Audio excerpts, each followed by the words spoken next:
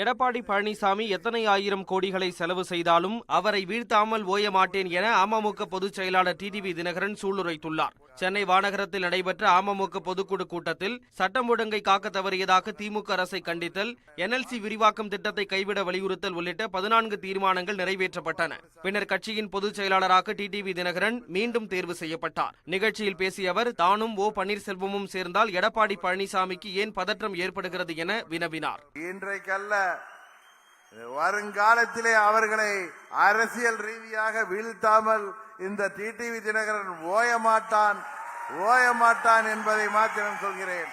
முன்னாள் முதலமைச்சர் ஜெயலலிதாவின் மறைவுக்கு பின்னர் அதிமுகவின் வாக்கு சதவீதம் குறைந்துவிட்டதாக கூறிய டிடிவி தினகரன், தேர்தலில் தனித்து போட்டியிட எடப்பாடி பழனிசாமிக்கு தைரியம் இருக்கிறதா என கேள்வி எழுப்பினார். கூட்டணி இருந்தாலும் இல்லாவிட்டாலும் நாடாளுமன்ற தேர்தலில் அம்மா மக்கள் முன்னேற்ற கழகம் போட்டியிடும் எனவும் டிடிவி தினகரன் குறிப்பிட்டார்.